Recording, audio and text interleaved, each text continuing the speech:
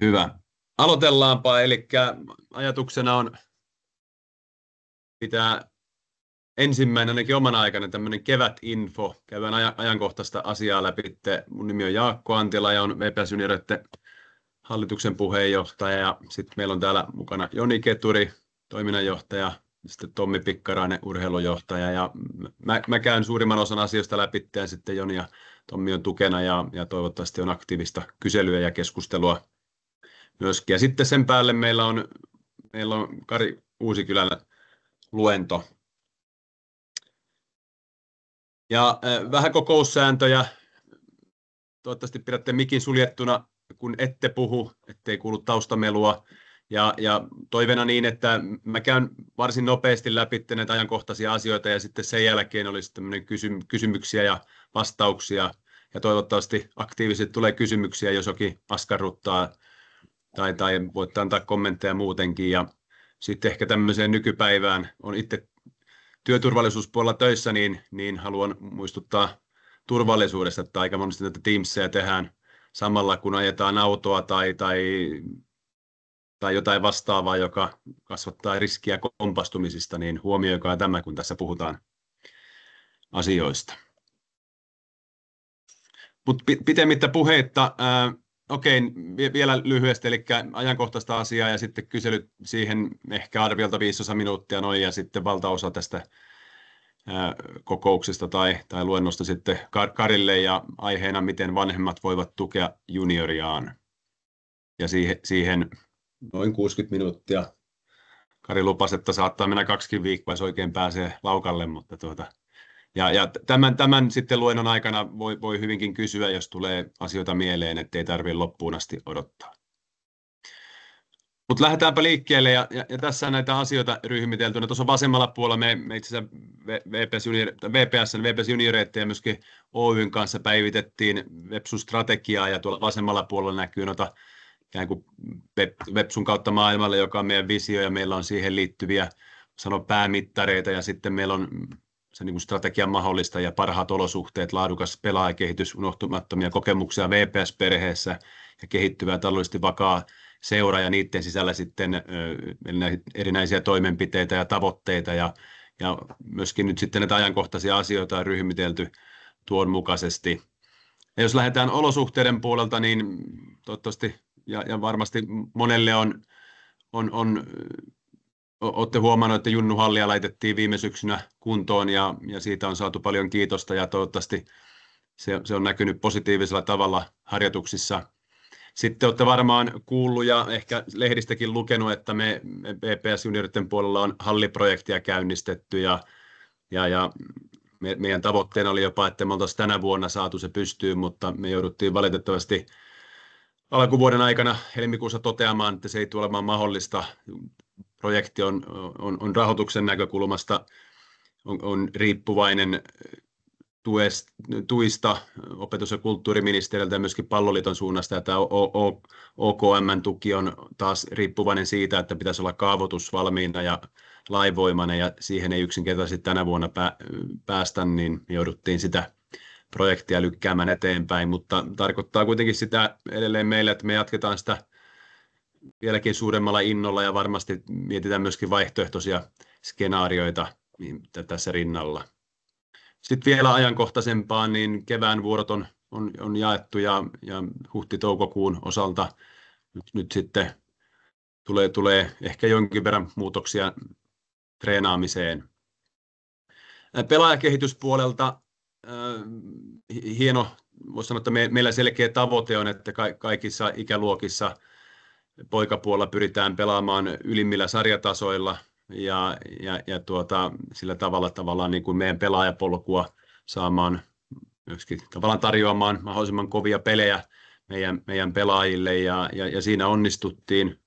Meillä PSM:ssä pelataan karsintasarjaa ja sitten kaikissa liigapohjoisissa on karsintojen kautta saatiin paikat ja myöskin sitten näitä ykkösdivarin paikkoja, mitä on sitten vielä nuoremmissa ikäluokissa, niin myöskin siellä lunastettiin paikkoja.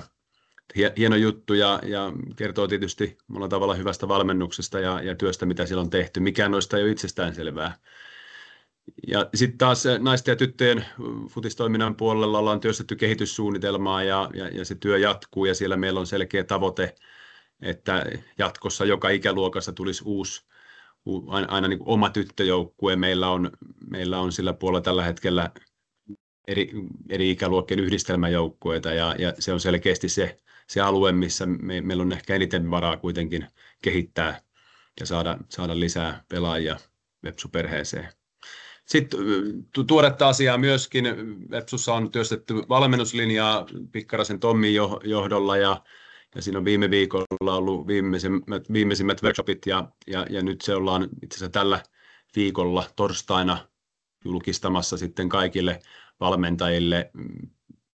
En rupea sen tarkemmin avaamaan, mitä se tarkoittaa, mutta siellä on käytännössä, että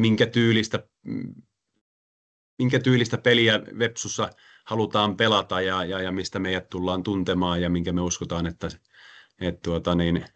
myöskin kehittää meidän pelaajia ja ajatuksena se on, että se on nämä pelin pääperiaatteet on sitten näkyvissä kautta linjan ihan edustuksesta meidän juniorijoukkueeseen. Se ei tarkoita, että meillä on 150-sivuinen slaidipaketti, vaan enempikin semmoisia niin kuin tunnistettavia piirteitä ja millä tavalla ne sitten näkyy pelissä ja tietysti harjoituksissa. Ja tietysti meillä on tavoitteena erityisesti junioripuolella ja yhtä lailla koko seurassa, että me halutaan omia kasvattajia ja omia nuoria kasvattajia edustukseen ja siihen on mahdollisuuksia myöskin tänä vuonna, että nähdään on uusia pelaajia esimerkiksi Huhdan Kalle on varmasti niin kuin kynnyksellä on pelannut talvella liigakappia ja näin poispäin, niin kuka tietää, että meillä on uusia pelaajia siellä ja hyvä osoitus siitä, että meidän pelaajakehitys ja polku saattaa myöskin siihen mahdollistaa, mikä on selkeästi meillä toiveena ja tavoitteena. Sitten jos mennään tuonne yhteisöpuolelle ja VPS-perheen puolella, me toki halutaan kasvaa edelleen seurana ja kun katsotaan lukuja, pelaajien ja valmentajien määrä on jatkanut kasvuaan. Jos katsotaan 22 vuodesta lähtien, silloin meillä oli 879 pelaajaa vuoden lopussa ja viime vuoden lopussa meillä oli 947, että melkein 10% kasvua. Ja valmentajien puolella meillä on itse asiassa vielä selkeästi suurempaa kasvua, että 63-86. Siellä puhutaan melkein 40% kasvusta, mikä on tosi hieno juttu. Ja varmasti tällä suunnalla halutaan myöskin kasvaa, että strategiana periodin aikana 2023 asti meidän tavoitteena, että oltaisiin 1200 ja se tarkoittaa tietysti myöskin lisääntyvissä määrin sitten lisää valmentajia ja toimehenkilöitä ja kaikki te siellä linjoilla olevat olette siinä tärkeässä roolissa. Sitten meillä on haluna parantaa ja lisätä kommunikointia. Sitä on esimerkiksi tämä valmennuslinjaan liittyvä prosessi, mikä on ollut tämä seurainfo, mikä meillä on yksi esimerkki siitä, että pyritään tiedottamaan ajankohtaisista asioista ja mahdollistamaan kommunikaatiota molempiin suuntiin. Ja sitten meillä on myöskin VPS Junioreiden hallituksen osalta aina ennen meidän hallituksen kokouksia me kutsutaan 1 tai 2 ikäluokkaa ja pyritään sitä kautta ymmärtämään paremmin meidän ikäluokkien arkea ja sitä kautta viemään toimintaa eteenpäin. Sitten tietysti tärkeä juttu muistuttaa teillekin, edustuksen kausi alkaa lauantaina, AC Oulu vastassa ja kaikki lauteille, sitähän me halutaan ja toivotaan, mutta yhtä lailla myöskin sitten muut sarjat alkamassa, itse asiassa joitakin sarjoja jo käynnissä, PNSM-karsinta esimerkiksi, liigapohjaisen karsintoja oli, mutta sitten alkaa miesten 2, viime vuonnahan noustiin 3-2 ja nyt sitten nähdään, että miten tuolla pärjätään, naisten 2 yhtä lailla vähän myöhemmin huhtikuussa ja sitten juniorisarjoja alkaa myöskin käynnistymään, että nyt se herkku alkaa niin sanotusti, pääsee nauttimaan. Kannattajatoimintapuolella on ollut kiva nähdä, Kiises juniori on jatkanut omaa liitoa ja niitä on näkynyt tuolla talvella kannustamassa pelejä ja tuomassa hienoa toimintaa sinne. Sitten myöskin tämmöistä ei niin mukavaa kerrottavaa, että on myöskin ollut viime aikoina epäasiallista käytöstä meidän toimintaan liittyen ja siihen niin kuin on myöskin pyritty puuttumaan. Ehkä olette lukenut Ilkka Pohjalaisesta, oli akatemia, eli tämän miesten 2. harjoituspelissä SJK:ta vastaan on ollut epäasiallista käytöstä ja se mitä asiaa on käyty läpi, niin on siinä hetkessä pyritty toimimaan ja toimittukin erittäin asiallisesti ja näin poispäin, mutta tietysti tekemätöntä tehtyä ei saa tekemättömäksi ja sitten se tuli julkisuuteen ja on hyvä näin. Toivottavasti se sitten myöskin ennaltaehkäisee tulevaisuudessa tällaisia asioita, että niitä ei tapahtuisi. Ja sitten myöskin B-junioreiden pelissä viime viikonloppuna on ollut, siellä on vähän pidempäänkin jo semmoista niin kuin typerää kannustamista, jos näin voi sanoa, ja viime viikonloppuna siellä oli ehkä vielä suurempi ylilyönti, ja tätä on käyty myöskin viimeksi tänään hyvinkin paljon läpi, ja voimakkaalla sanoilla, jos näin voi sanoa, että itse on siinä joukkueessa mukana, ja nämähän on tietysti niin kuin ei mukavia asioita, mutta myöskin paljolti sitä, mitä me seurassa tehdään, että tämähän on yhtä lailla kasvatustyötä samalla kuin pyritään pelaajia kehittämään, niin yhtä lailla ihmisten kehittämistä niin sanotusti, ja tehdään siinä parhaamme. Ja myöskin muistutus näistä sitten, että nämä on tärkeitä asioita ja hyviä niin kuin mahdollisuuksia keskustella asioista myöskin kotona, että minkälainen on sopivaa käyttäytymistä kentillä ja treeneissä ja katsomossa ja näin poispäin. Vaikka ei se oma lapsi siellä olekaan, niin voi myöskin siltikin jutella asioista. Ja sitten lisäksi vielä toiminnan jatkuva kehittäminen, mikä tietysti meillä on koko ajan ajatuksissa. Se, mitä voidaan sanoa taloustilanteesta, niin se on ollut pidemmän aikaa positiivisessa trendissä niin sanotusti. Joni on tehnyt tosi hyvää työtä siellä ja jälleen meidän viime kausi oli tuloksellisesti positiivinen ja voidaan sanoa, että taloustilanne on vakaa meillä, mikä on tietysti hyvä asia toiminnan kehittämisen näkökulmasta ja voidaan esimerkiksi miettiä halliprojekteja tämmöisiä, että ilman sitä ne olisi liian kaukaisia ajatuksia. Sitten meidän toiminnan kannalta Palloliitto on, voisi sanoa, tämmöinen sparraaja meille. Säännöllisesti heillä on toiminnan ohjausta seuran suuntaan ja sitten he myöskin auditoi, jolloin taas sitten vaikutuksia niin sanottu laatu, millä tasolla ollaan heidän laatustandardien näkökulmasta. Ja meillä oli parisen viikkoa sitten edellinen auditointi ja saatiin varsin hyvää palautetta sieltä ja voidaan sanoa, että toiminta on kehittänyt siitä näkökulmasta ainakin ja päästiin tuossa auditoinnissa myöskin seuraavaan vaiheeseen, joka on tämmöinen niin sanottu kenttäauditointi. Ja itse asiassa viime vuonna tähän vaiheeseen ei päässyt kuin 4 seuraa ja sen läpäisi 2 seuraa, että ollaan sillä lailla niin kuin aika hyvässä tilanteessa, mutta työ jatkuu tuolla puolella. Ja sitten muistutuksena kaikille teille, että on tulossa kyselyt pelaajille ja perheille toukokuussa. Varmasti toukokuu on ihan alkupuolella jo, niin muistakaa vastata. Se on se tapa, millä me myöskin pyritään meidän toimintaa kehittämään ja sen pystyy sanomaan, että me käydään ne tarkkaan läpi joka kerta, että niissä tehdään analyysit ja yhteenvedot ja myöskin sitten sanallista palautetta käydään läpi ja pyritään niistä poimimaan asioita, mitä me voidaan meidän toiminnassa viedä eteenpäin. Tässä ajankohtaiset asiat ja sitten toivottavasti sieltä linjalta löytyy kysymyksiä, kommentteja. Rohkeasti vaan kättä ylös tai miten haluaakaan. Kuka avaa peli?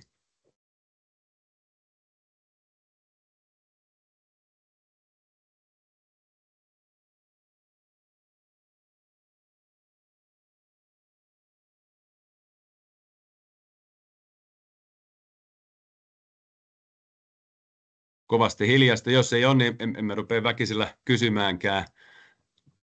No, Jani on linjoilla. Pitäisikö mun kysynyt sinä jotain? Mä tiedän, että mä oon linjoilla. Mä just ajan autoa, kun se kielsi. No joo, sitten. Joo, sen verran mä voin tietysti kaikille sanoa, että siitä halliprojektista, missä mä itse olen tietysti mukana, että se kaava tosiaan on aivan viimeisillään ja on varmasti sitten, onko se rakennuslautakunnan ja hallituksen kokouksessa esillä varmasti toukokuun aikana. Et se on nyt luonnosvaiheessa ja menee varmasti sitten toukokuussa niin kuin hyväksytettäväksi, että jos se siellä menee läpi ilman valituksia, niin silloin meillä on lainvoimainen kaava rakennuslupaa varten niin käytännössä toukokuun lopulla. Joo, kyllä. Ja jos vielä tarkentaa, niin se haaste, mikä meillä tuli tähän OKM:n tukeen liittyen oli se, että heidän hakuprosessi taas ihan viimeinen päivä, kun sitä voitiin hakemusta täydentää, oli 24.3. että me hieman siitä sitten valitettavasti myöhästyttiin, mutta sille ei voida mitään, eikä se ollut meidän käsissä. Mutta ehkä tästä sitten pidemmittä puheitta mennään Karin osuuteen, ja me ollaan aika lailla aikataulussa, ja antaa mennä. Joo, tervehdys kaikille. Tämä oli erittäin vakuuttava esitys tästä VPS:n kehityksestä ja tavoitteista, mihin pyritään. Niin minusta on erittäin hienoa kuunnella tämmöistä, että tuntuu, että VPS on hyvissä asiantuntevissa käsissä. Mutta jos mä nyt lähden puhumaan sitten tästä aiheesta, mä ensiksi sanon muutaman sanan itsestäni, koska mähän oli tämmöinen historiallinen hahmo suorastaan, että mä ymmärrän hyvin, että te lapsikullat siellä tiedä mitään minusta, niin mä muutaman sanan sanon. Miten mä kytkeydyn VPS:ään? No mä synnyin Vaasan kotirannalla joskus ammoisina aikoina ja siihen rakennettiin silloin Vaasan Palloseuran harjoituskenttä. Ja sehän oli kotirannan pojille kuin paratiisi. Siellä vietettiin kaikki vapaa-aika ja se oli hienoa katsoa, miten ykkönen treenasi siellä. Ja siellä oli semmoinen pukusuoja, jossa oli suihku ja kaikki, ja siellä voi kuunnella, mitä isot pojat puhuu jalkapallosta, ja siellä oli esikuvia, ja elämä oli ihanaa koko kesän, kun sai siellä pelata siellä VPS:n kentällä. Ja me harjoiteltiin, me kilpailtiin vapaaehtoisesti jalalla, päällä, polvella, kuka saa paremman tuloksen, ja aina kun joku pomputteli 20, seuraavan piti pomputella 21, ja se oli semmoista. Ja sitten henkilökohtaisesti itsestäni, niin mä sitten pääsin sitä VPS-edustusjoukkueeseen 16-vuotiaana ja pelasin joitakin vuosia mestaruussarjassa ja sitten lähdin opiskelemaan ja peräsin vähän HJK:ssa ja sitten mä tein semmoisen ratkaisun, että mä ryhdyin, kun mä olin opettaja ammatilta, niin 2 vuodessa valmistuin opettajaksi, niin tein semmoisen ratkaisun, että mä ryhdyin opiskelemaan ja en haaveile mistään ammattilaisuudesta, mutta totta kai jalkapallo on kiinnostanut aina ja VPS:ssäkin pelasin viimeiset matsit muistaakseni 72, 27-vuotiaana. No se siitä. Miksi mä puhun tästä lahjakkuudesta ja vanhempien kasvatusvastuusta ja tämmöisestä, niin se johtuu siitä, että mä olen siis koulutukseltani opettaja ja sitten mä olen opettajan kouluttaja, kasvatustieteilijä, opetuksen tutkija, olin yliopistossa 35 vuotta. Ja vuonna 1985, eihän tästä ole kuin 40 vuotta aikaa muistaakseni tästä, niin vuonna 1985 mä luin semmoisen kirjan, Developing Talent in Young People, Benjamin Bloom, amerikkalaisen kirjan, miten kehitetään lahjakkuuksia. Ja tässä kirjassa Bloom kertoo sitten amerikkalaisten huippulahjakkaiden urheilijoiden, tiedemiesten, taiteilijoiden kehityksestä, miten heistä tuli lahjakkuuksia, siis todellisia niin kuin huippuja. Ja mua kiinnosti tämä aihe kovasti ja aloin kirjoitella sitten Amerikkaa eri yliopistoihin ja korkeakouluihin, että Uusikylä from Finland here want come research tehdä ja sitten mä ihmeekseni joku sanoi, että mene Atlantaan ja sitten ota sieltä shuttle, ja siellä on Athens-niminen yliopistokaupunki, joka on lahjakkuuden ja luovuuden tutkimuksen mekka. Mene sinne ja kysy, että pääsetkö sä sinne tekemään tutkimusta, ja minähän menin sinne sitten ja ne sanoi, että jos saat rahaa, niin tule tänne. Niin sitten mä olin 2 vuotta siellä lahjakkuustutkimuksen, luovuustutkimuksen paratiisissa opiskelemassa aihetta luovuus. Ja se oli hienoa. Sitten siellä oli pakko oppia englantiakin, varsinkin sen jälkeen, kun lahjakkuudessa on tärkeä sana unique, ainutlaatuinen, unique.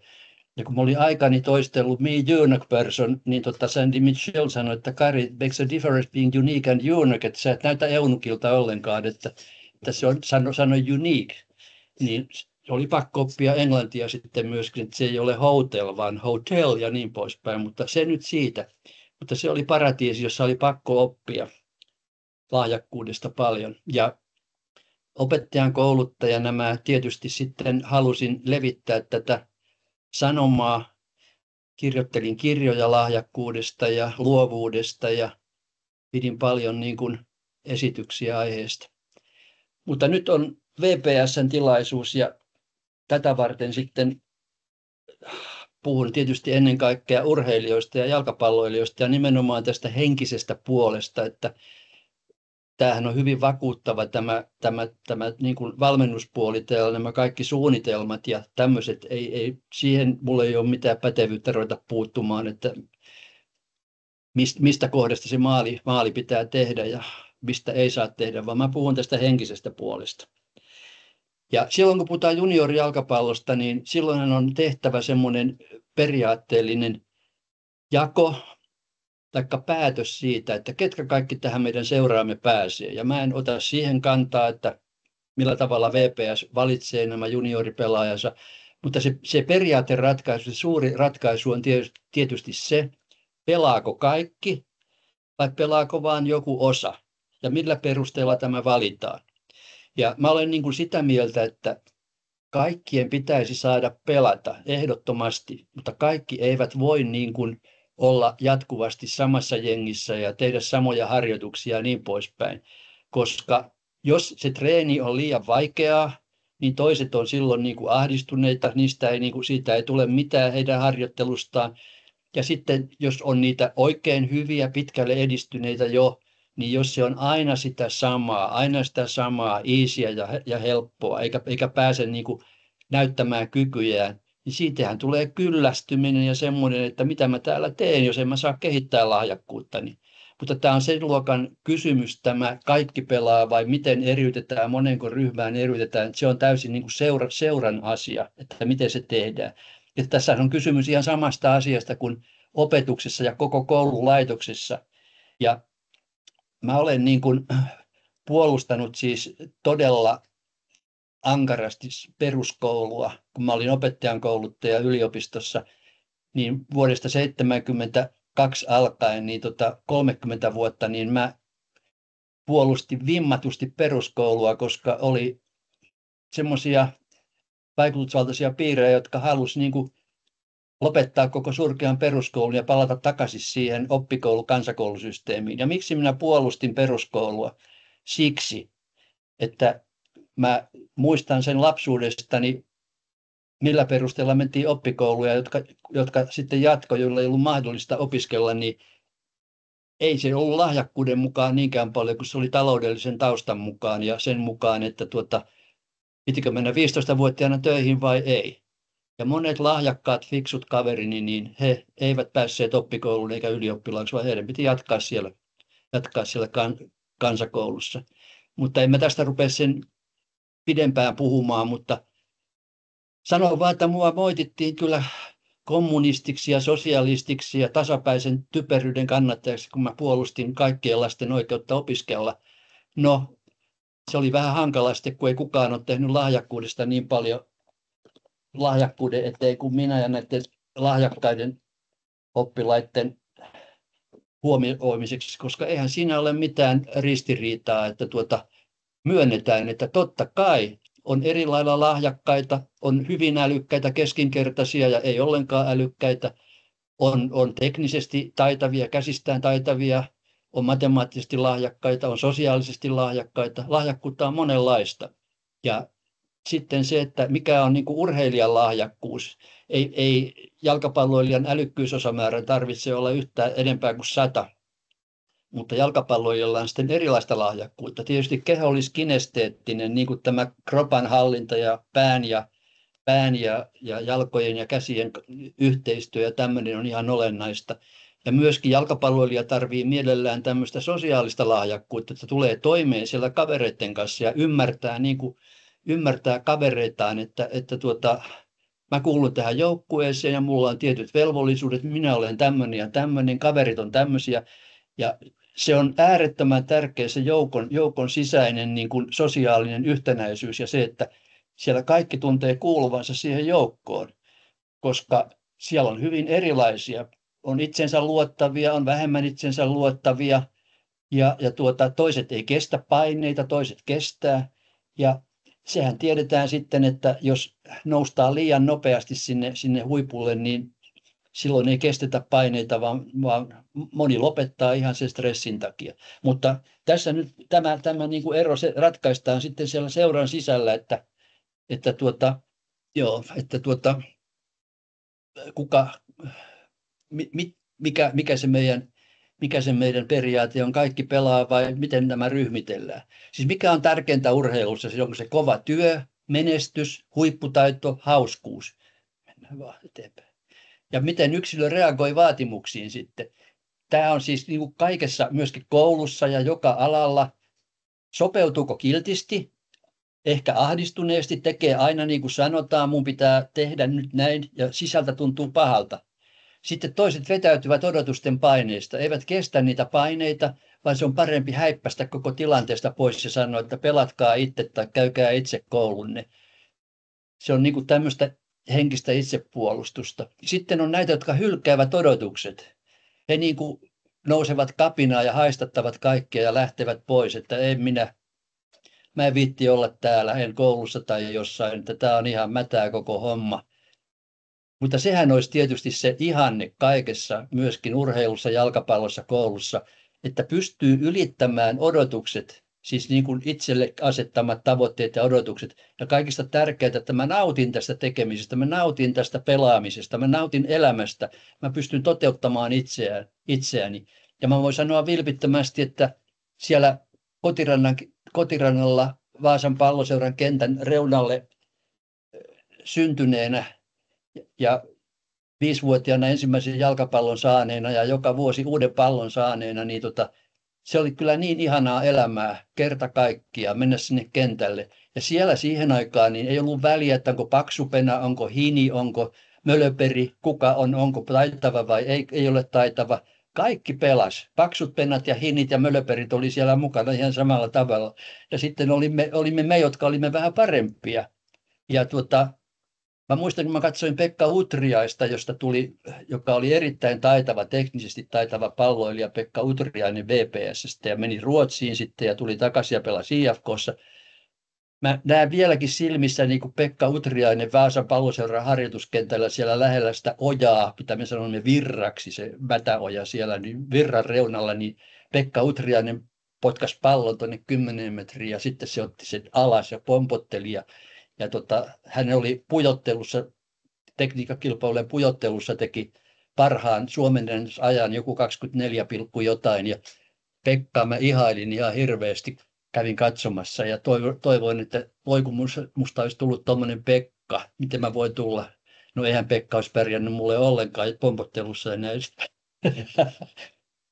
Mä valehtelen tässä nyt, että mulla oli jaloilla ennätys 5000 ja sitten mä olin niin väsynyt ja hikeä silmät täynnä, että mä lopetin ja päällä vaan 1300, mutta yritän nyt kehua itteeni lisää vasta 5 minuutin päästä.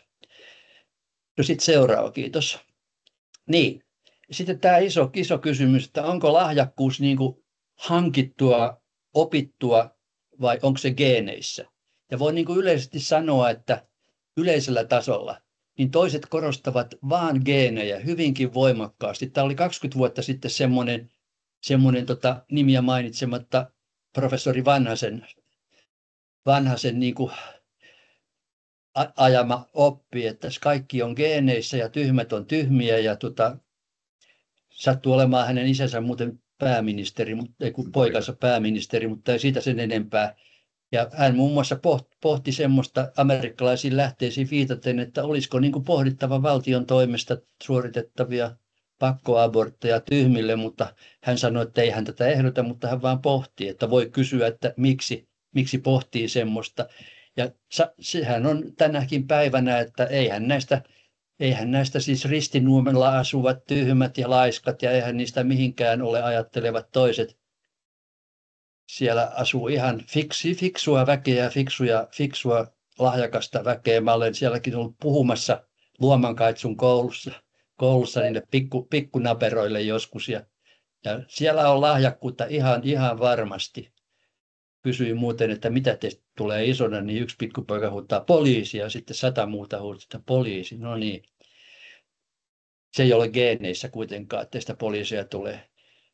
sitten näin, että huipulle voi kehittyä, kun se sopivan lajinsa löytää, niin melkein kuka tahansa, kun se innostuu jostain. On se sitten niin kuin jalkapallo tai on se vaikka jotkut kielet, on se näytteleminen. Tämmöinen ruotsalainen Eriksson esitti tämmöisen väitteen. Te olette ehkä kuulleetkin tämän, että 10 000 tuntia sun pitää treenata säännöllisesti, levätä tietyt ajat, niin 10 000 tunnin jälkeen sinä olet huippu. Mutta on harjoiteltava tehokkaasti, keskityttävä, yritettävä. No sehän on ihan totta.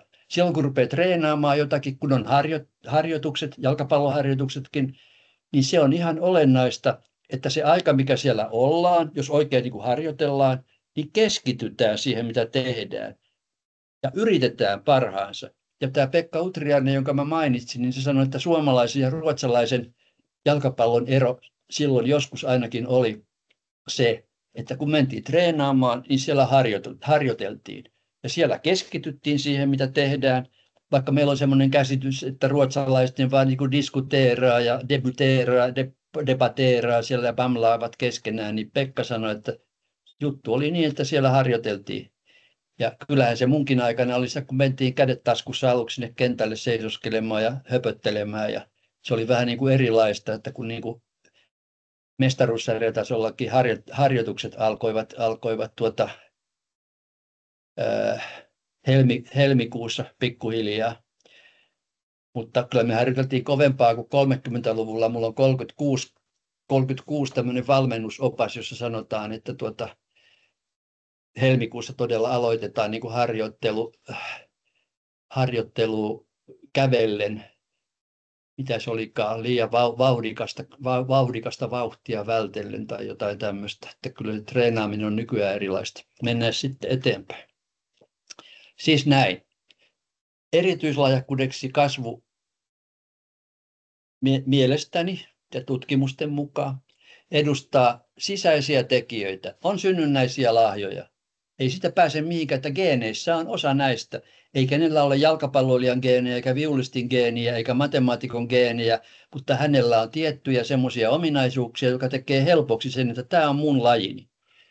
Ja se edellyttää motivaatiota, että eihän nyt ketään voi väkisin, ei pitäisi väkisin viedä kentälle, tai toki antaa viulu käteen ja sanoa, että soita. Että jos ei ole motivaatiota tulla viulistiksi, niin se viulisti ottaa sen viuli ja iskee faijansa päähän 17-vuotiaana ja sanoo, että soita itse. Rakkautta lajiin. Se, että mä tykkään tästä, se on hienoa. Ja sitten se, että mä haluan harjoitella pitkäjänteisesti, jos mä haluan niin kuin kehittyä, että musta tulee niin kuin parempi ja parempi ja parempi. Ja sitten tämä tärkeä, totta kai, ulkoista tukea. Niin kuin koulussakin mä oon paljon tutkinut opettajia, minkälainen on hyvä opettaja. Olen kirjoittanut kirjankin Hyvä paha opettaja, joka perustuu valtavaan isoon aineistoon. Minkälainen on hyvä opettaja? Tiedättekö se, mikä se on? Hyvä opettaja huomasi minut. Hän kuunteli minua ja kuuli minua. Hän sanoi minulle kahden kesken, mä oon huomannut, että sulla on ehkä jotain ongelmia, taikka sä et voi hyvin. Haluatko tulla kertomaan minulle? Sitten mä keskustelin hänen kanssaan ja itkin vähän. Ja opettaja sanoi, että kerro minulle murheesi ja mä autan sua aina parhaani mukaan. Ja se niin kuin ratkaisi elämän. Tämä oli niin hirveän tärkeää. Ei se minkälaisia vempaivia teknisiä välineitä siellä oli ja mitä temppuja tehtiin, vaan opettaja huomasi mut ja kuunteli mua. Se on jalkapallovalmennuksessa, kaikessa valmennuksessa sama. Niiden pitää ipanoiden tuntea, että se niin kuin huomaa mut. Ja on sitä mieltä, että minä olen tärkeä. Ei ainoastaan ole kuuntelevinaan, vaan kuulee oikeasti. Mutta miten se sitten käytännössä, on sama kuin opettajahommassakin, niin miten tämmöisissä, jos on niin kuin paljon valmennettavia tai paljon oppilaita, niin miten jokaisen niin kuin ehtii ottaa sitten nykyään suuri ongelma koulussa on se, että ryhmät on niin isoja, ryhmät on vaihtuvia ja sitten muutenkin sen, millä tavalla se on organisoitu nykyään, niin siellä ei ole ihme, että menee niin kuin PISA-mittaukset alaspäin.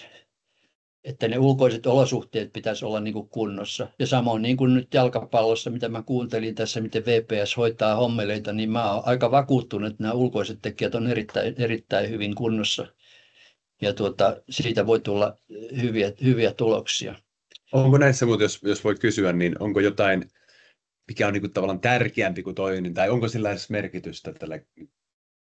Ei voi sanoa, en mä ainakaan voi sanoa mihinkään, että mikä on tärkeämpää kuin toinen, koska kaikkia tarvitaan, että ei voi kieltää synnynnäisten lahjojen merkitystä, vaikka niin kuin mä sanoin, ei ole jalkapallogeeniä, mutta miksi joku 5-vuotiaana tai 6-vuotiaana jo jotenkin oppii helposti jonkun jutun ja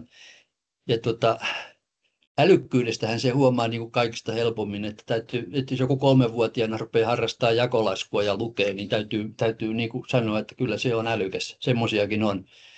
Mutta toinen juttu sitten se, että miksi ei kukaan on semmoisia, jotka ei opi lukemaan 9 vuodessa, niin siihen on taas eri syyt. Ei se, että ne on vaan niin tyhmiä ja oppimattomia, vaan siihen on muut syyt. Tuossakin on vaikea erottaa sitä korrelaatiota siihen kiinnostukseen ja motivaatioon ja vastaavaan, koska sekin...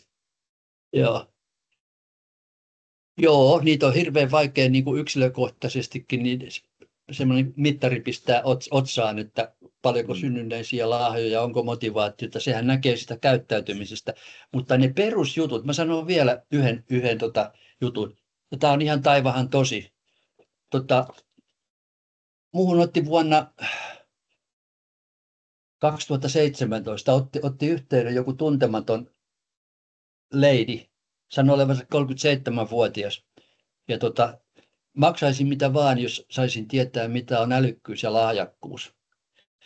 Ja no, mä rupesin hänen kanssaan sitten vaihtelemaan mailejä 3 vuodeksi. Hän kertoi itsestään kaiken näköistä. Ja tämä ei ole mikään valhe. Mä sanoin sitten hänelle alkuvaiheessa, että mä voin kirjoittaa vielä yhden kirjan sulle. Mä kirjoitan tämmöisen kirjan kuin Lahjakkuus, ja mä kirjoitinkin se todella. Ja se ilmestyi sitten vuonna 2020, just kun alkoi toi pandemia, niin se pahussoikoon silloin ilmestyi. Ja hän kertoi sitten itsestään ja koulustaan. Ensimmäinen kokemus oli se, kun hän tokaluokalla meni luokkaan ja oli matematiikan tunti, ja heillä oli uudet matematiikan kirjat. Ja hän oli täysin innoissaan, kun hän sai matikan kirjan, ja hän juoksi sitten kotiinsa sen kirjan kanssa ja rupesi ahkeroimaan. Ja sitten seuraavana päivänä hän meni kouluun ja antoi sen opettajalle, ja opettaja katsoi sivu 1, 2, 3, 4, 5, 6.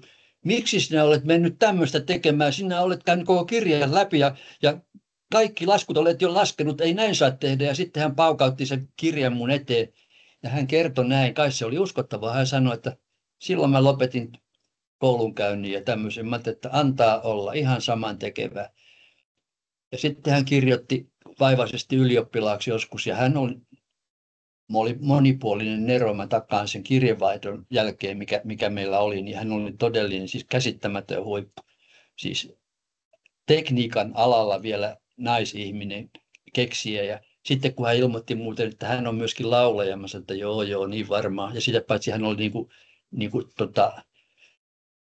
joukkueurheilija naisten. Mä ajattelin, että nyt sä höpötät.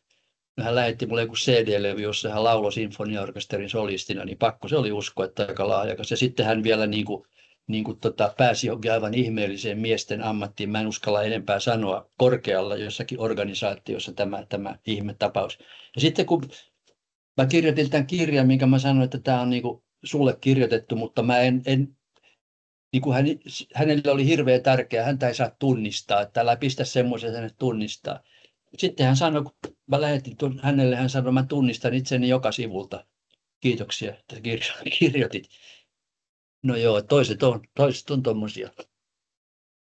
Mennäänpäs eteenpäin sitten. Tämä on hyvä, tämä Gagnier lahjakkuusmalli. Siis tähän on koottuna siis itse asiassa niin kuin ne kaikista tärkeimmät asiat ymmärrettäväksi, että mikä sitä lahjakkuutta kehittää. Että siinä vasemmalla näkyy nämä synnynnäiset kyvyt, mitä on yleiset kyvyt, älylliset kyvyt, luovuus, sosioemotionaalinen, tämä sosiaalinen lahjakkuus, sensomotorinen eli käden ja pään yhteistyö. Ne on siis jossain määrin synnynnäisiä. Mutta sitten alkaa pitkä kehitysprosessi. Synnynnäinen lahjakkuus eli kyvyt, niin 20 vuoden aikana, jos ajatellaan sitten, kun ihminen on parikymppinen, niin mitä tapahtuu syntymästä tuohon? Siinä hän opiskelee, hän kehittyy. Keskiössä on se motivaatio, mikä on tärkeää. Mä haluan opiskella. Mulla on niin kuin myönteinen asenne siihen. Mua kiinnostaa nämä ja nämä asiat. Myös persoonallisuus vaikuttaa hyvin paljon. Että joku on niin kuin hyvin ujo ja sisäänpäin kääntynyt ja ahdistunut ja tämmöinen, niin se voi valita, että vaikuttaa hyvinkin paljon siihen, että minkälaisen alan hän valitsee itselleen. Että ei varmaan semmoista alaa, missä pitää olla sosiaalinen, jatkuvasti tekemisissä niin kuin muiden ihmisten kanssa ja olla hyvin sosiaalinen ja ulospäin suuntautunut.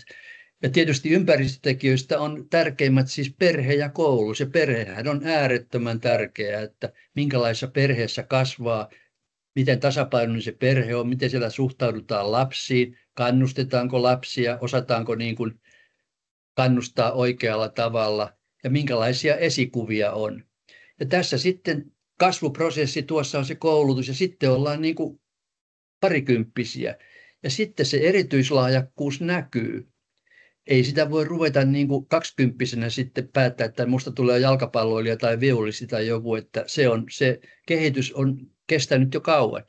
Ja sitten nähdään, että on akateemisia erityiskykyjä, teknisiä, taiteellisia, sitten näitä sosiaalisia kykyjä, urheilukykyjä ja niin poispäin. Mutta olennaista on todellakin se, että tämä on pitkä prosessi 8-vuotiaasta 20-vuotiaaksi ja nuo kaikki tekijät vaikuttavat. Ja monta kertaa lopputulos on saattaa olla hyvinkin yllättävä. Että kyllähän jalkapalloilijasta nyt näkee jo 6, 7, 8-vuotiaana aika helpostikin, että kenellä on enemmän kykyjä, kuka on taitavampi kuin joku toinen ja ketkä eivät ole niin hyviä.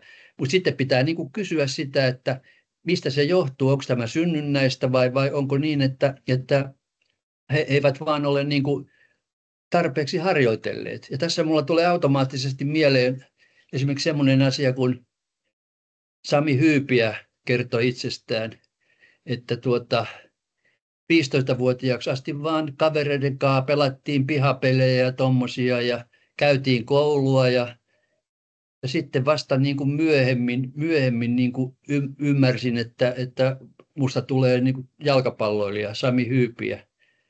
Että kannattaisi käydä koulut kunnolla, Sami sanoi, ja sitähän Littikin sanoi, että hän kävi ylioppilaaksi Suomessa ja sitten vasta lähti tonne kansainvälisille kentille. Mä en tässäkään ota mitään jyrkkää kantaa, että koska sinne pitää lähteä, pitääkö lähteä ollenkaan.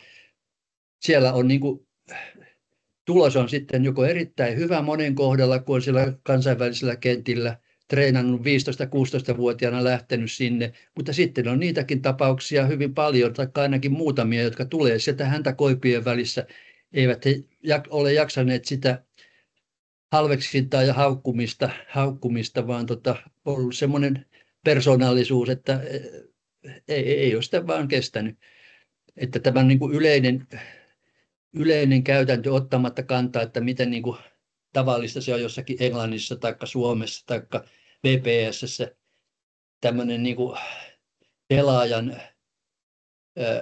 ankara moittiminen. Sitä ei missään pitäisi niin kuin harrastaa semmoista. Siis se on yksittäiset sanat, yksittäinen tämmöinen niin kuin haukku, se voi olla äärettömän raskas jollekin pelaajalle. Hän muistaa sen aina, kun sanotaan, että susta ei ole mihinkään tai jotakin, sä olet surkea, miksi sä olit tommonen ja tommonen. Niin ne on eri tavalla herkkiä nämä lapset ja joku ei ehkä pääse ikinä siitä eroon. Et siinä kannattaa, ei se ole mitään niinku tämmöistä pehmoilua ja neitimäisyyttä, että kyllähän nyt pitää sanoa, että fuck off ja helvetin jätkät ja miksi näin? Ei missään nimessä. Se valmentajan pitää olla niin kuin opettaja. Ja sitten myöskin vanhemmat, taaskaan en sano mitään yleistä, että mä olen tässä nyt sitten moittimassa vanhempia jotenkin, että minkälaisia te olette ja miten te käyttäydytte. En tietenkään. Kaikki me ollaan ihmisiä, valmentajat, opettajat, kaikki muut. Mutta kyllä silloin, kun ollaan lasten ja nuorten kanssa tekemisissä ja ajatellaan heidän parastaan, niin kyllä silloin pitää hillitä itsensä ja muistaa se, että että ei pidä haavoittaa eikä pidä nolata heitä. Ja sitten se kaikista tärkein vielä, taas alleviivaan, en ole tuomitsemassa ketään, mutta tämä kysymys, että ketä varten sinne huipulle pyritään sitten määrätietoisesti, että onko se sen lapsen etu, nuoren etu, vai mahdollisesti onko niin, että siinä nyt joku aikuinenkin tulee ohimennen sitten sankariksi, kun oikein että valmentaa tämän niin kuin huipulle tämän oman lapsensa. Et se on, ei tämä kasvatus, niin kuin tässä todettiin, niin tämä valmentaminen on kasvattamista ja opettamista. Se on sama kuin opettajan homma. Se on kasvattamista. Ei sinne kasvateta vain sitä kroppaa, että se osaa tehdä oikeita juttuja, vaan siinä vaikutetaan koko siihen ihmiseen, todella, se koko olemassaolo.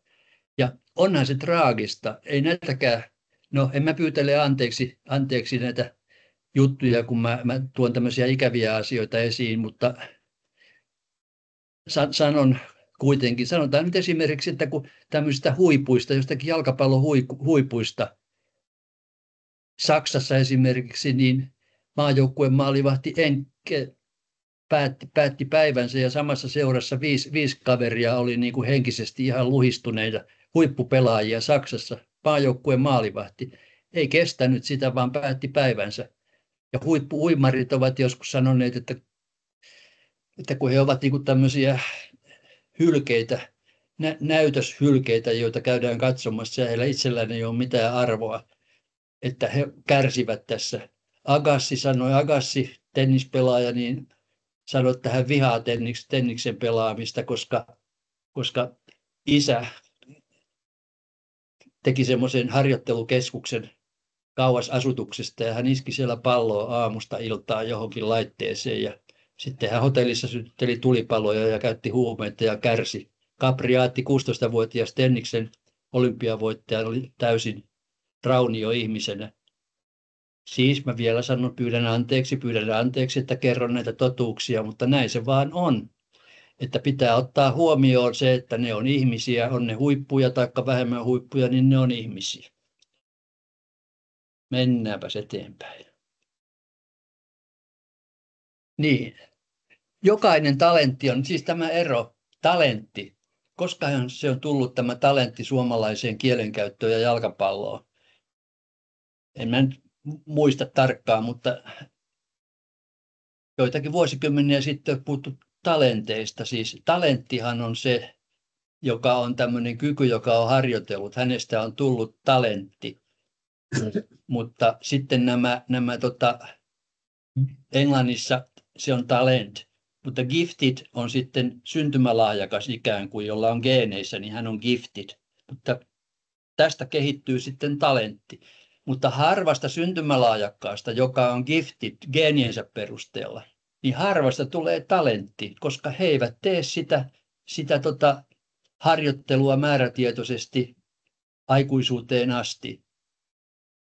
Se on ratkaisevaa.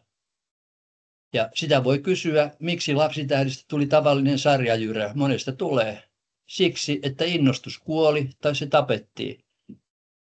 Ja tietysti semmoinenkin juttu, että ehkä sinne mentiin sitten vähän harhaan, että oliko se tämmöinen joku lapsitähti vai uskottiinko siihen vaan, mutta nämä yksilölliset kehitystrendit, niin ne on hyvin erilaisia, ja sehän on aina ilahduttavaa, että sieltä nousee joku tämmöinen tasapäinen keskinkertaisuus, niin sehän onkin sitten maajoukkueessa jopa pian, josta luultiin, että siitä ei tule yhtään mitään. Mutta tämä on valmentajalle, vanhemmille, seuralle, kaikille, niin se on semmoinen palapeli, jossa on monta palaa, eikä kukaan voi niin kuin vannoa, mikä se lopputulos sitten loppujen lopuksi on. Muuta kuin luomalla mahdollisimman edulliset olosuhteet. Mennäänpäs eteenpäin. Joo, tämä on sitä niin kuin 8-vuotiaat tästä Bloomin kirjasta, että 8-vuotiaasta ei oikein voi sanoa, että huippu voi olla aikuisena keskinkertainen ja keskinkertainen 8-vuotias voi olla aikuisena huippu, kun on saanut hyvää opetusta, valmennusta, hoivaa ja haluaa tehdä tiettyjä asioita. Sitten seuraava, kiitos. No, tämä mä kävinkin jo läpi, tämä giftedness, syntymälahjakkuus, amerikkalaisessa terminologiassa giftedness, ja talent on se hankittu erityislahjakkuus. Tämä talenttiakatemia on ihan hyvä nimi, tai talentiksi kehittyminen. Seuraava, kiitoksia. Joo, tämä on se Bloomin tutkimus, jossa mä sanoin, että mä lähdin Amerikkaan sen takia, kun mä luin sen kirjan Benjamin Bloom, Developing Talent in Young People. Ja noin niin kuin koottuna, kun tutkittiin todellisia amerikkalaisia huippuja, heidän perheitään haastateltiin perusteellisesti, niin siinä oli tämmöiset trendit, että 8-11-vuotiaaksi valmennus oli kodin lähellä ja vanhemmat opettivat aika paljon. Sitten 12-14-vuotiaana monet niin kuin totesivat, että tämähän on lahjakkuus, meidän pitää etsiä hyvä valmentaja jostain kauempaa. No etsitäänkö se sitten niin kuin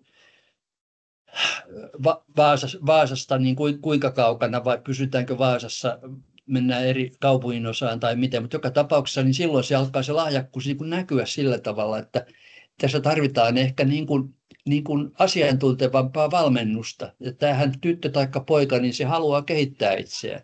Ja sitten yleensä 14-vuotiaana, eihän toi nyt ole mikään tiukka, mutta 4-15-vuotiaana niin tehtiin päätös, että nyt me pyrimme huipulle. Ja silloin kun pyrittiin huipulle, niin silloin ruvettiin todella ankarasti treenaamaan. Ja sitten niissä tuli huippumuusikkoja, urheilijoita tai huippusakin pelaajia, mitä heistä tulikaan. Nyt tämä on nyt aika kaavamainen tämä esitys, mutta periaatteessa tämmöinen trendi siellä selvästi näkyi. Sitten. Ja sitten tämä, kun puhutaan huipuista ja puhutaan lahjakkaista ja niin poispäin, että se on aika epämääräinen käsite tämä huippu, että se pitää määritellä, että mikä on huippu, kuinka realistisia on huippupuheet. Että nykyään Suomessa niin puhutaan vain tästä huippu, kaikki on huippu. Miten lahjakas ja miten huippu, että sitä nyt voi sanoa esimerkiksi, että lievästi huippu niin 1/10 ja kohtuullisesti lahjakas 1/100 tai erittäin lahjakas 1/1000, poikkeuksellinen 1/10,000, äärimmäisen 1/100,000. Eihän nämä mitään tarkasti pidä paikkaansa, mutta kun ajattelee sitä huippupuhetta ja lahjakkuuspuhetta, että joku on lahjakas ja joku on lahjaton, että mikä oikeuttaa puhumaan, että joku on huippulahjakas? Miten realistisia on nämä huippupuheet? Ja kyllähän nykyään on se, tämä on henkilökohtainen mielipiteeni, että yksi asia, minkä vuoksi lähdin yliopistossa, josta olin viihtynyt erittäin hyvin 35 vuotta, niin mä lähdin pois sieltä, niin mä en jaksanut sitä huippupuhetta ja sitä, että kaikkien piti olla niin kuin huippuja. Eräskin huippu soitti mulle 90, kun mä olin kirjoittanut jutun yliopistolehteen, että ei professorin tarvitse kuvitella olevansa mikään huippu, että riittää, että hän on niin kuin ahkera tutkija, opettaja, joka tekee työnsä kunnolla, että huiput on sitten erikseen, että tämä huippuvouhotus on älytöntä, kun kaikkien pitäisi olla huippuja. Niin puhelin soi ja sieltä soittaa eräs nimiä mainitsematon henkilö. Sinä kun menet kirjoittelemaan tommosia huipuista, kuule, sanooko tämä nimi mitään, sanoo oman nimensä, kyllähän mä sen tiesin, mutta ei todellakaan sano mitään. Heikosti seuraat aikaasi. Kuinka paljon sait muuten apurahoja viime vuonna? Mä sanoin, että 5 000 markkaa. Minä sain 3 miljoonaa. Mitä se sinulle kertoo? Mä sitä en minä tiedä. Toinen meistä on huippu äärimmäisellä tieteen etureunalla ja toinen ei ole. Okei, no sitten hän kysyi, mitä sinä tutkit? Mä sanoin, että on lahjakkuutta ja luovuutta. Olen Amerikassa ollut 2 vuotta tutkimassa. Sitten mä sain pienen armon. Joo, lahjakkuutta ja luovuutta. No niin, se luovuus on tärkeää. Minulla on aina mökilläkin lehtiä, että minä olen aivoista katsonut, kun olen aivotutkija, että 3 päivää on kriittinen raja, kun alkaa luovuus romahtaa, jos ei aivoilla ole työtä. No en vitsinyt sanoa, että sulle tekisi hyvää tuijotella sitä järveä 3 kuukautta, niin viisastuisit vähän, mutta ei siitä sen enempää. Kärkiyksilölle kävi hyvin huonosti. Tieteen äärimmäisellä etureunalla hän meni liian lähelle, meni sitä etureunaa ja tippui kuiluun. Se oli onneton juttu, mutta mennäänpäs eteenpäin. Yksilöiden kehitysrytmit eroavat. Jokaista pitää valmentaa kehitystason mukaisesti, mutta kuinka annetaan kaikille mahdollisuus kehittyä? En puutu tähän asiaan. Kaikki pelaa vai minkälaisia ryhmiä voidaan tehdä, mikä on realismia, se on sitten seurojen tehtävä. Mutta se vaan, että tämähän on ollut hyvin emotionaalinen asia, että kaikki pelaa, tai sitten onko se niin kuin Suomen jalkapallo ja kaiken urheilun tuho, että kaikki pelaa ja kaikki harrastaa, vai onko se pelastus, että sieltä massoistahan ne nyt nousee, että ei, kuten sanottu, niin mitä suuremmat massat harrastaa tätä, niin sitä paremmat mahdollisuudet on, niin sitä tulee myöskin huippuja. Yksilöt ovat erilaisia, kaikille mahdollisuus, mutta vielä sanon kerran, niin käytännössä ymmärrän, miten vaikeaa se on sekä koulussa että urheilussa. Miten isot ryhmät on, paljonko on resursseja, paljonko on valmentajia, apuvalmentajia, tämä kaikki, mennään eteenpäin. Joo, no, tämä sitten talentti syntyy, tämä on vähän saman kertausta, mutta otetaan nyt kuitenkin, se syntyy omasta intohimosta, se on niin kuin moneen kertaan tullut jalkapalloon, olen intohimoinen hyvästä valmennuksesta, joskus myöskin pakottamalla, no nyt mä palaankin tähän asiaan, ketä pakottaminen palvelee, mitä voi seurata. No tässä on nyt tämä tennistähti Capriati ja Agassi, jotka olivat hyvin onnettomia ihmisiä, Henkke, joka tappoi itsensä, faijansa alistamia, näin voidaan sanoa niin kuin yleisesti näistä, kun historia, tuo lahjakkuuden historia, niin ne on täynnä isänsä alistamia ihmisiä, jotka ovat nousseet pöydälle esiintymään ja isä on vieressä ja ratkaisemaan matemaattisia ongelmia ja esiintymään minun lapseni. Ja ei siis kaikki näin suinkaan, kaikille näin käy, mutta valitettavan moni tämmöinen niin kuin huippu sekoaa täysin sitten, että ei kestä sitä. Ei pää kestä. Että miksi pitäisi pakottaa jotakin semmoiseen, mikä on hänelle vastenmielistä.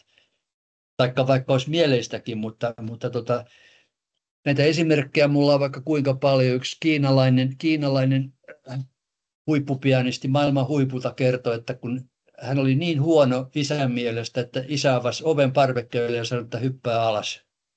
Mä en tunnusta, että sä oot mun poikani.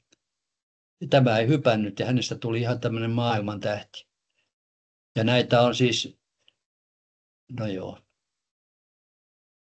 mennäänpäs miellyttävämpiin asioihin. Joo, sitten mä olin vastaväittäjänä, kun yksi lady väitteli valmennussuhteesta. Hän oli itse lentopalloilija ollut ja Jyväskylän yliopistossa hän väitteli, hän oli haastatellut urheilijoita ja erilaisista valmennussuhteista, että minkälainen sun valmentajas ollut ja kerron näistä periaatteista, miten hän valmensi. Ja siellä oli 5 tämmöistä valmentajatyyppiä. Oli kurinkorostaja, siis ehdottoman kurinkorostaja. Minä olen auktoriteetti ja minä sanon, mitä sinä teet ja asia on näin. Sitten oli ankara valmentaja, joka nyt ei ollut siis tämmöinen niin kuin äärimmäisen kurinkorostaja, mutta kuitenkin ankara auktoriteetti, näin kaavamaisesti sanottuna. Sitten oli valmentaja ihanteena. Jotkut kertoivat, miten tämä valmentaja on mun ihanne. Hän oli ehkä entinen palloilija itse ja tämä urheilija piti häntä ihanteena, ihaili kovasti ja ei siinä varmaan mitään. Sehän on hyvä asia varmaankin, että valmentaja on tämmöinen ihanne. No mutta sitten tämä ei ollut hyvä asia, periaatteessa ei ollut hyvä asia, kun oli valmentaja vanhempana. Toiset otti niin kuin kaappas vanhempien roolin, että hyvä, että ne käynyt illalla peittelemässä sänkyä ja katsomassa kaikki on hyvin. Ja semmoinen ylihuolehtiminen, että on niin kuin vanhempien rooli ja sitten on valmentajan rooli. Ja niitä ei pidä sotkea, että eihän se nyt, sehän on jo älytöntä, jos valmentaja tukkii sinne vanhempien paikalle ja suurin piirtein, jos vähän liioittelee, niin menee tosiaan kotona katsomaan, että onko nyt sopiva peitto ja onko syönyt varmaan iltapala. Sitten valmentaja ystävänä. No, voi olla erikäisiä ystäviä varmaan ja sehän on hyvä, jos sanoo, että valmentaja on myöskin minun ystäväni. Hän ei ole siis minun niin kuin ikätoverini ja ikätoverit on erilaisia ystäviä, mutta pahempi juttu, jos valmentaja on vihollinen, että eihän siinä mitään pahaa ole, että valmentaja on ystävä, mutta nämä 5 valmentajatyyppiä on, että katsokaa nyt valmentajat, missä te olette siellä itse, voitte ryhmitellä itse, vai oletteko tänään ankara valmentaja, huomenna ystävä ja tälläkään leikkikö vanhempi, mutta tietysti kun on näitä näitä vanhempia, jotka on myöskin valmentajia, niin sitten on 2 roolia ja jokainen sitten sovittaa sen parhaalla mahdollisella tavalla, että miten olen niin kuin valmentaja ja miten olen vanhempi. Ja luulisin, en tiedä, mutta ei ole ehkä kauhean helppoa, jos valmentaa omaa lastaan siellä, koska on varmasti niin kuin silmätikkuna, että eihän se niin kuin sille omalle lapselleen mitään, sehän aina haluaa, että se saa pelata kuinka paljon vaan. Ja me ihmiset olemme myöskin yksisilmäisiä ja kateellisia ja itsekkäitä, että kaikissa ihmissuhteissa niin ei ole kauhean helppo olla kaikkein mieliksi, eikä tarvitse ollakaan, mutta tekee oman tuntonsa mukaan ja oman järkensä mukaan ja toimii parhaalla mahdollisella tavalla niin kuin itse ajattelee, niin se varmasti riittää. Ja sitten roolit selväksi periaatteessa valmentaja valmentaa, vanhemmat eivät valmenna. Vanhemmat ovat tärkeä tukiryhmä, okei. No, tämä koulujuttu on sitten eri asia. Joukkueen johto selvittää viisaasti ongelmat, kun tulee ongelmia, niin silloin pitää olla myöskin tämmöinen joukkueen johto ja seurajohto, joka selvittää viisaasti ongelmat, joita aina tulee. Ja on päivänselvä, sehän on normaalia, ehdottomasti. Jokainen lapsi on jokaiselle tärkein. Jokaiselle ihmiselle, normaali-ihmiselle oma lapsi on tärkein, mutta se ei saa johtaa sokeuteen. Että tämmöisiä esimerkkejä, en lähde luettelemaan esimerkkejä, mutta mulla esimerkiksi pojan tyttö on pelannut Helsingissä jalkapalloa juniorista lähtien, olen seurannut häntä, niin täytyy sanoa, että siellä on kyllä karmeita sokeutta, että millä tavalla vanhemmat voi käyttäytyä, kun ne rupeaa niin kuin keskenään taistelemaan jostain asioista täysin älyttömästi, niin sitä on niin kuin vaikea ymmärtää, taikka vaikea ymmärtää, siis peruslähtökohta on, että oma lapsi on jokaiselle tärkein. Minullekin on kaikista tärkeimpiä minun omat vauvani, 58- ja 55-vuotiaat ja heidän lapsensa. Niin, tänäänkin soitti 58-vuotias mulle tärkeistä asioista, että miten hän työssä toimii ja mitä mä tästä ajattelen. Että se on hienoa, että jos suhteet lapsiin on kunnossa ihan alusta loppuun asti, mennäänpäs eteenpäin. No joo, sitten juuri tämä, mitä joukkueessa pitää, tämä on äärettömän tärkeää, että se joukkue on yhteisö. Hyvä joukkueen henki on menestyksen A ja O. Kaikkien pitää kelvata. Kaikki kiusaaminen, halveksiminen, pahan puheminen on kielletty. Tämä koskee sekä lapsia että aikuisia. Emme rupea pitämään tästä sen kummempaa esitelmää. Näistä rooleista voisin puhua kyllä vaikka kuinka pitkään, minkälaisia rooleja siellä on. Johtajia, alistuvia, seuraajia, semmoisia, jotka tekee hommia, semmoisia, jotka mieluummin pitäisi ensin pienet cha-cha-cha-jutut ja sitten vasta tehtäisiin jotain. Että miten luodaan se yhteisö, sitä mä ajattelen, ja niin kuin nykyään, kun nämä yhteisöt vaihtelee, niin joka vuosi tulee uusi jengi. Ennen silloin, kun mä pelasin, niin silloin oli ne samat pelaajat aina ja kaikki tunsi toisensa ja oli ne roolit. Mutta ei siellä silloin puhuttu mistä hyvinvoinnista mitään, vaan siellä vaan pelattiin. Mennään eteenpäin. Onko nuori urheilija, siis periaatteessa sopeutuja, suoriutuja, tai koulussa oppilaana, sopeutuja, suorittaja, mä teen, mä suoritan koko ajan. Onko hän perfektionisti, täydellisyyden tavoittelija, se on raskas taakka. Toiset oppilaat on perfektionisteja koulussa, kun ne on peloteltu. Yhdeksikkö saa itkemään epätoivoon ja seistään peilin edessä ja katsotaan, kuinka ruma mä oon ja niin poispäin. Se on yksi ongelma, tämä huippuperfektionisti pitää olla täydellinen. Sitten puhutaan tästä luovuudesta, joka jää nyt tässä hyvin niin kuin toisarvoiseen asemaan. Mä olen sitä kirjoittanut kirjoja, mutta ei tullut mukaan. Uskaltaako urheilija luoda? Saako hän luoda? Saako jalkapalloilija tehdä omia ratkaisujaan kentällä? Mun mielestä ennen kaikkea hänen pitäisi saada vaikka kuinka noudatettaisiin taktiikkaa, joka on hyvin tärkeä, jonka valmentaja on laatinut. Pelataan tämän taktiikan mukaan, mutta eihän hän voi ruveta niin kuin orjaksi, että hänen pitää maali saa tehdä vain tästä paikasta, että sä teit väärästä paikasta maali. Uskaltaako hän erehtyä, ottaa riskejä, epäonnistua ja toteuttaa rohkeasti itseään? Tämä on niin kuin tämmöisen luovuuden edellytykset, että mä uskallan, mä kokeilen, koska ei ole mitään selvää sapluunaa, mä luon jotain uutta ja mä voin epäonnistua. Ja ei sitä pidä mua tuomita, jos yritän parhaani ja epäonnistun, mennään eteenpäin. Tämä flow, joo. Mennään flow-kuvaan. Mä olen vähän itsekäs ja itserakas, mutta mikä on tullut varmaan selväksi, niin mä melkein luulen, että mä oon tuonut tämän flow-käsitteen Suomeen 90 Amerikasta. Kun mä olin siellä Georgian yliopiston Torrance Centerissä lahjakkuuden ja luovuustutkimuksen mekassa, niin siellä ne kertoi tämmöisestä, että Csikszentmihalyi on kehittänyt tämmöisen flow-käsitteen, joka on tämmöinen luovan prosessin kuvaus ja onnellisuuden kuvaus, flow.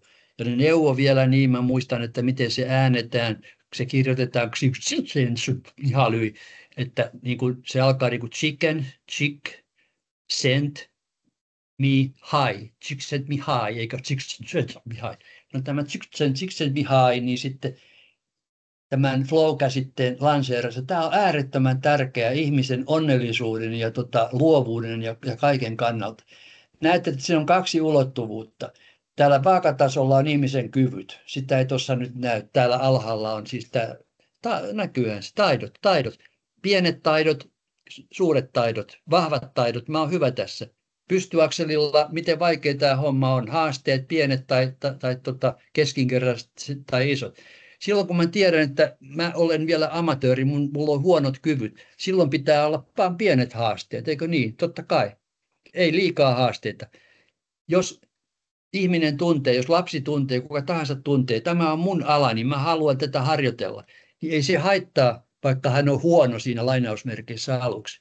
Klarinetin soitto oli mun toinen haave jalkapallon ohella, ja mä en ikinä voinut kuvitella, että Vaasan musiikkikaupan ikkunalta mä voisin saada joskus klarinetin. Mutta sitten kun mä sain sen klarinetin, niin sen jälkeen niin vähän vaan soitin ja vingutin sitä pilliä ja siitä ei tullut yhtään mitään, mutta sitten kun mä kävin varuskuntasoittokunnan Ylikersantti Miikkulaisen opettamana musiikkiopistossa, niin mähän opin soittamaan sitä klarinettia, sanoisin niin hyvin. Ja tämä flow-virtaus on sitä, että kun löytää sen oman alansa ja antautuu sille, se voi olla jalkapalloa, se voi olla soittamista, se voi olla mitä tahansa, niin silloin välttää sen, että jos on liian tässä flowssa siis olennaista taidot ja tehtävän vaikeustaso ovat tasapainossa. Ja suurin flow on tietysti nautinnollisin tuolla ihan ylhäällä, kun mä tiedän oikeassa yläreunassa, mä tiedän, mulla on kykyjä tarpeeksi ja on tarpeeksi vaativat haasteet. Kun jalkapalloa pelaa liigatasolla, niin se on niin, että pitää olla kykyjä paljon. Ja haasteetkin ovat suuret silloin, ilman muuta. Ja silloin voi päästä siihen flowhun. Joukkuekin voi olla melkein flowssa, vaikka se on aina yksilöllistä. Mutta sitten, jos on liian easyä, joku menee liigatason pelaaja nelosdivariin, niin sehän on tylsistynyt. Sitten joku tuntee, että mä en ole kypsä tähän harrastukseen, mulla ei ole taitoja tarpeeksi, niin se pelaaja ensiksi se niinku huolestuu, sitten se ahdistuu, sitten se lähtee pois. Mutta miten pääsee flowhun? Ja todellakin se on niinku onnellisuuden edellytys. En ryhdy sitä nyt puhumaan tästä onnellisuudesta, mutta se on niin kuin hyvin tärkeä asia. Että miten jalkapalloilija pääsee tähän flowhun. Mennäänpä eteenpäin sitten. Mene eteenpäin vaan. Mene eteenpäin. Mene eteenpäin. Mene eteenpäin. Mä käyn pääasiat, koska aika on mennyt niin nopeasti. Siis flowssa on olennaista se, että vaikeustaso ja ihmisen kyky pitää olla tasapainossa. Ei liian vaikeaa, ei liian helppoa. Sitten seuraava. Toiminnan ja tietoisuuden suhde. Keskittyminen olennaista.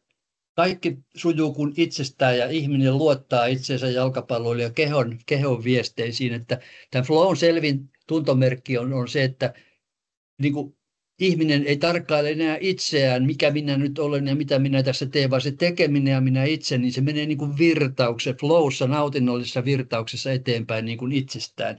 tuottaa syvää nautintoa. Sitten seuraava kiitos.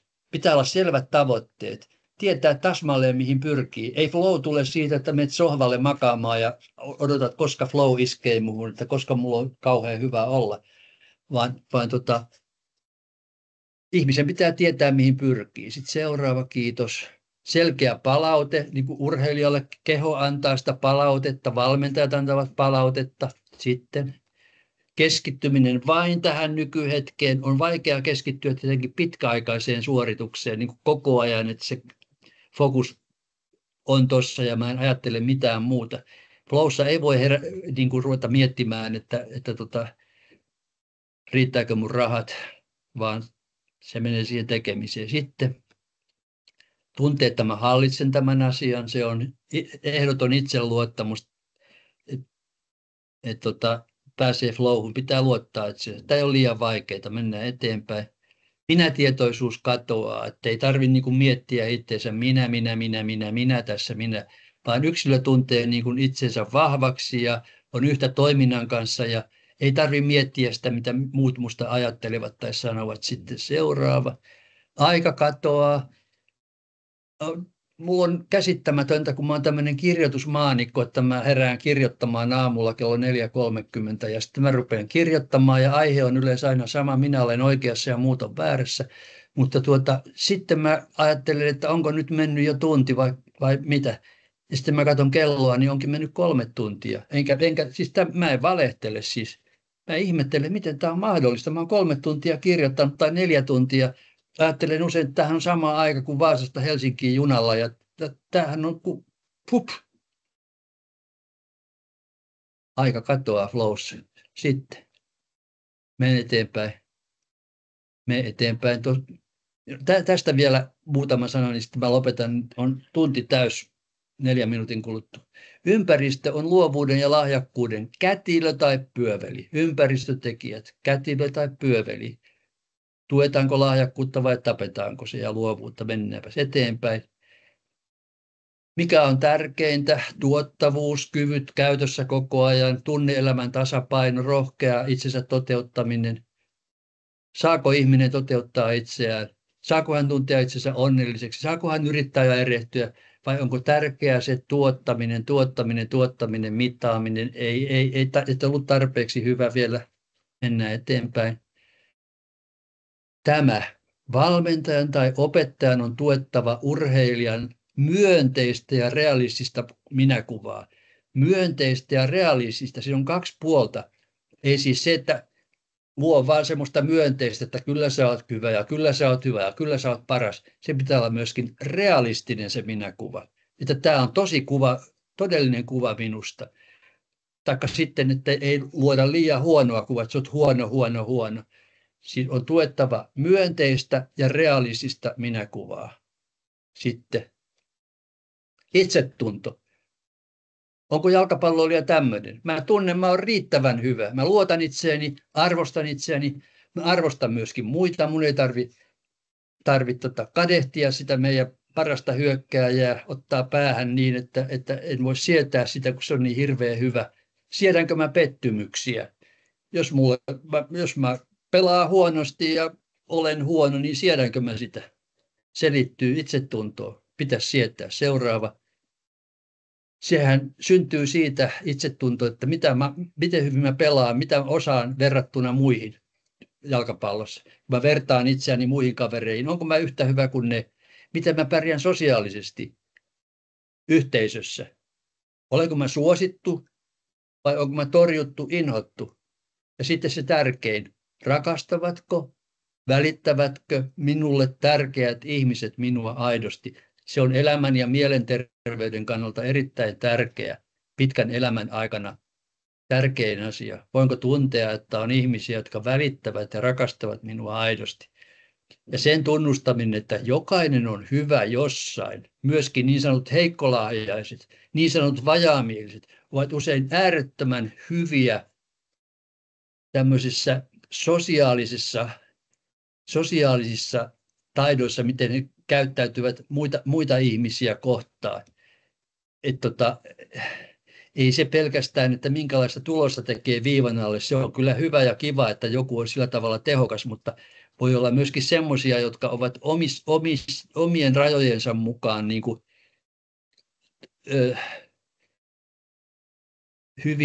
hyvin tärkeitä.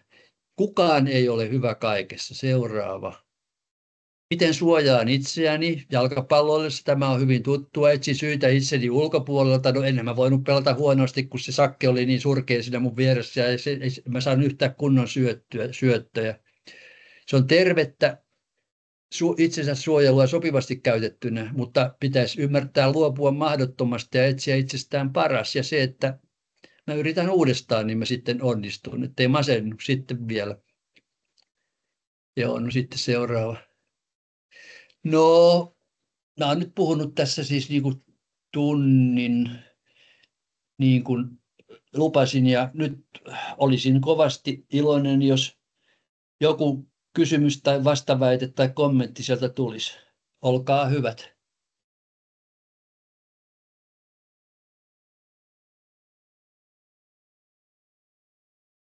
Nukahditte siis.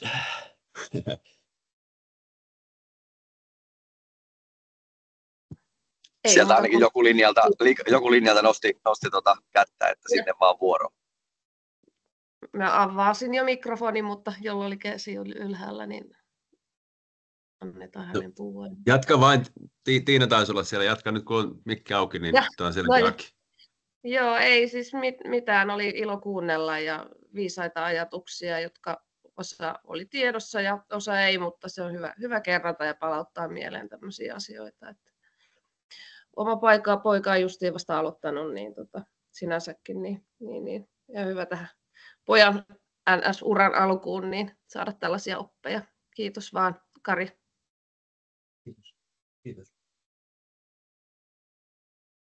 Sehän on vanhempien sitten itse päätettävä, mitä näistä opeista soveltaa ja mitä pitää niin kuin hyvinä ja mitä ei niin hyvinä. Että tämähän ei ole mitään sellaista niin kuin metrimitalla mitattavaa asiaa, vaan se on ajateltava itse näitä sovelluksia. Niin.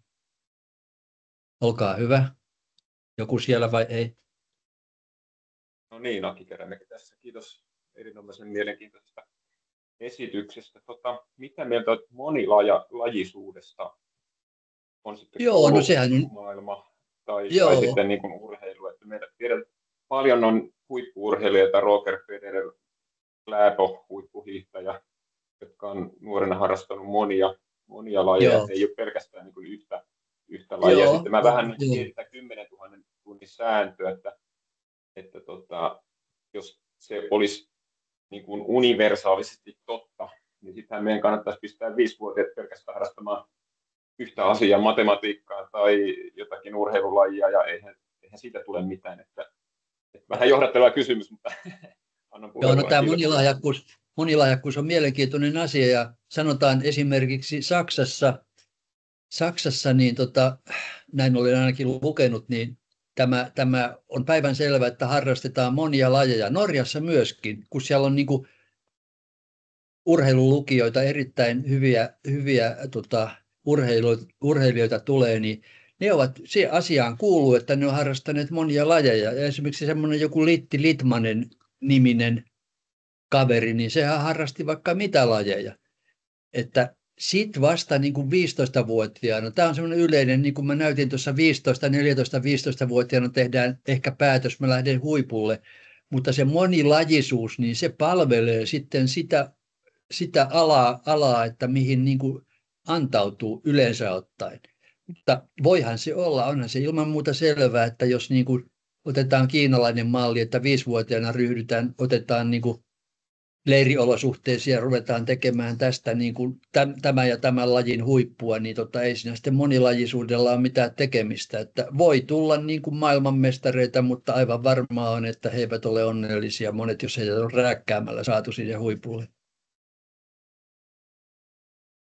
Joo, mutta hienoahan se on. Mä monesti käytän tätä Kläboa jotenkin niin kuin esimerkkinä siinä, että hän oli 16-vuotiaana Norjan siis kansallisessa ikäluokkansa mestaruuskilpailussa. Oliko se 10 perinteisellä 16 ja vapaa joku matka, eli 20 jotakin. Ja hän oli siihen aikaan niin kuin monilajinen. Sitten hän sen jälkeen rupesi keskittymään hiihtoon, niin meni muutama vuosi, hän on vähän yli 20, niin kaikkein aikojen paras hiihtäjä. No niin. En mä nyt viitsi ruveta puhumaan, kuinka me silloin 50-luvulla me tehtiin omat korkeushyppytelineet ja kolmiloikattiin ja harrastettiin kaikkea niin kuin rugbyä ja kaikkea. Ajat on erilaiset, mutta okei, tämä asia selvä. Seuraava, kiitos, jos on jotain.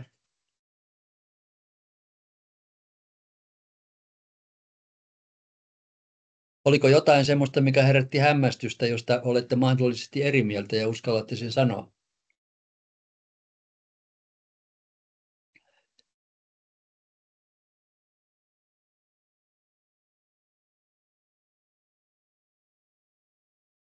Eikä mitään kysymyksiä eikä mitään. No, eikä.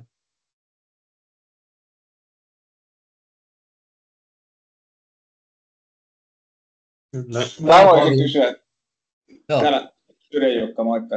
Vähän tavoiteasetanta ja tavoitepuolta, niin onko sillä merkitystä, tai kuinka paljon sä näet niin eroa siinä, että se tavoite on jotain, mitä se lapsi asettaa itselleen, tai että se olisi niin kuin sovittu tavoite valmentajan tai vanhemman tai valmentajan ja vanhemman kanssa, että onko semmoisella niin kuin systemaattisella tavoiteasetannalla saavutettavissa samanlaista tulosta kuin sillä sen urheilijan omalla sisäisellä tavoiteasetannalla?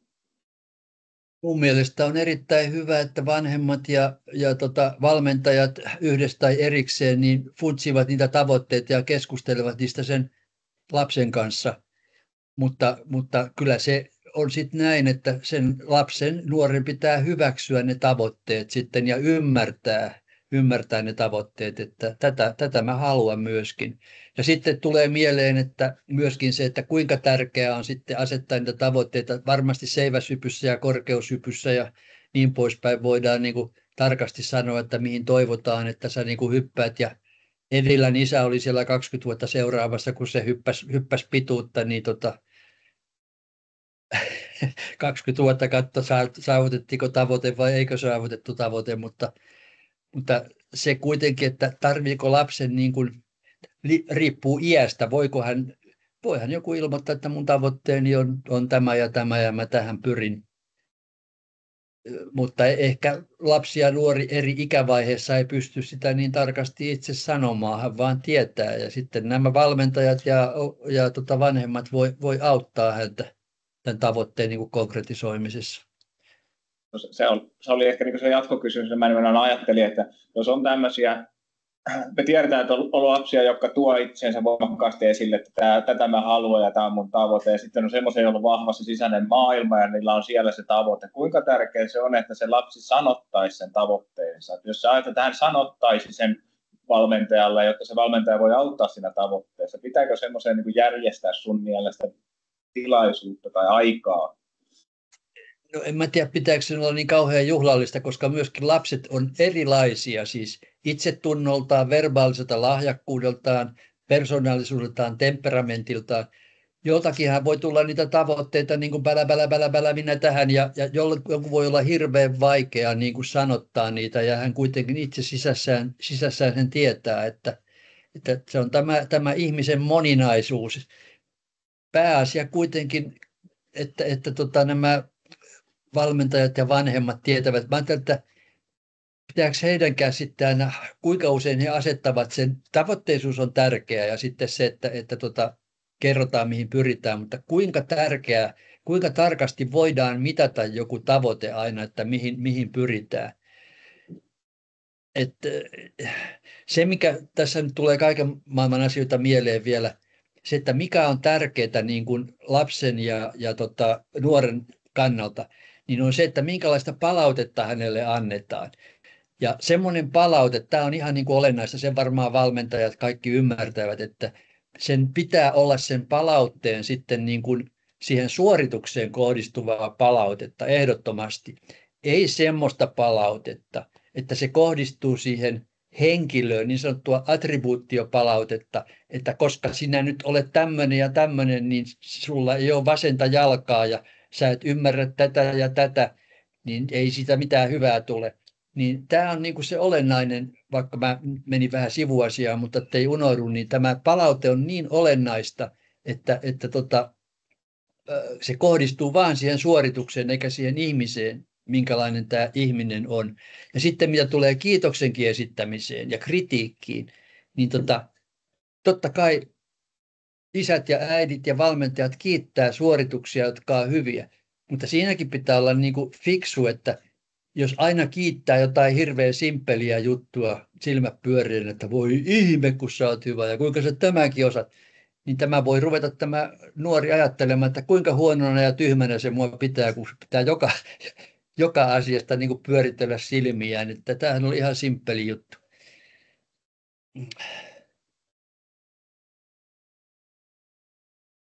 Joo. Flow in Sports. Lahjakkaiden kasvatus. Nyt on kirjastossa näitä mun kirjoja luovuudesta ja lahjakkuudesta ja lahjakkaiden kasvatuksesta. Ja että jos kiinnostaa, niin Uusikylän nimellä kirjastosta löytyy. Ja minä kiitän, että minut kutsuttiin tähän tilaisuuteen. Mä oon tyrkyttänyt itseäni määrätietoisesti. Rakastan VPS:ää ja jalkapalloa ja tietysti itseäni ennen kaikkea. Hyvä, kiitos. Ja kiitos aktiivisuudesta ja toivottavasti jäi hyviä ajatuksia, mietittävää ja varmasti voi palata myöskin henkilökohtaisesti ja kysyä Karilta tai ja antaa myöskin palautetta meidän suuntaan, että minkälainen tämä päivä oli ja kannattaako näitä pitää jatkossa. Hyvä, kiitoksia kaikille. Ja kiitos täältä linjoilta, oli kyllä huikea kokemus tämä luento. Kiitos Kari, kiitos Jaakko. Kiitos.